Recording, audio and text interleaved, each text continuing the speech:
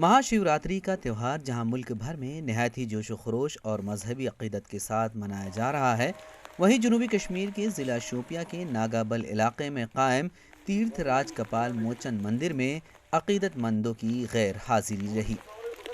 अक़ीदतमंदों की गैर हाजिरी के सबब मंदिर की गुज़िश्ता 10 बरसों से देखभाल करने वाले मुस्लिम शख्स गुलाम कादिर शेख ने महाशिवरात्रि के मौके पर मंदिर में दिए जलाकर मुस्लिम भाईचारगी की मिसाल पेश की।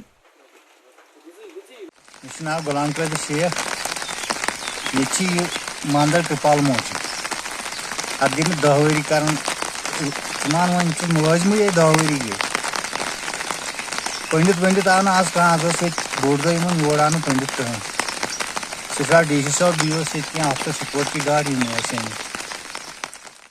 इस मौके पर अक़ीदतमंद बदी का खात्मा करने वाले भगवान शिव की पूजा करते हैं और भगवान का आशीर्वाद हासिल करने वाले शिव मंदिर का रुख करते हैं। ईटी भारत के लिए शोपियां से शाहिद की रिपोर्ट।